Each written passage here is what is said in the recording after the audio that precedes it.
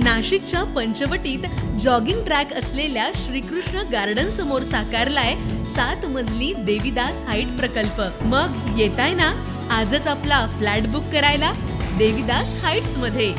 आमचा मोबाईल क्रमांक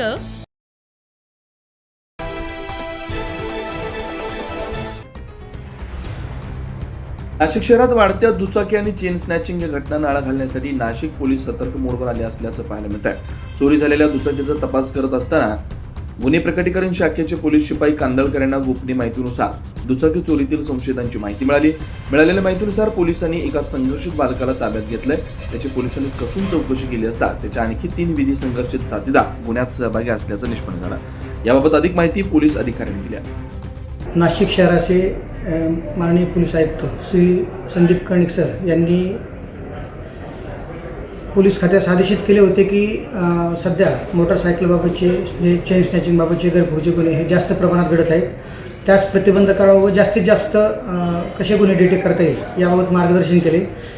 त्यांच्या मार्गदर्शनाखाली आम्ही MIDC पोलीस ठाणे गुन्हा रजिस्टर क्रमांक 126/26 मोटरसायकल चोरीचा गुन्हा आहे, ह्या गुन्ह्याचा तपास करत असताना डिटेक्शन टीमचे पोलीस शिपाई कांदळकर यांना गुप्त बातमीदारामार्फत माहिती मिळाली की सदरची जी गाडी आहे हे कोणी चोरी केली आहे। तर त्याबाबत त्यांनी अधिक तपास केला असता एका विधी संघर्षित बालकास ताब्यात घेण्यात आले आणि त्याच्याकडे तपास केला असता आणखी 3 विधी संघर्षित बालक त्या गुन्ह्यामध्ये सहभाग असल्याचे निष्पन्न झाले। ह्या गुन्ह्याचा तपास करत असतानाच आणखी 10 बाईक रिकवर करण्यात आलेल्या आहेत त्यांच्याकडून। अशा टोटल 11 मोटरसायकली रिकवर करण्यात आल्या आहेत। त्यामध्ये MIDC पोलीस स्टेशनचे 4 गुन्हे,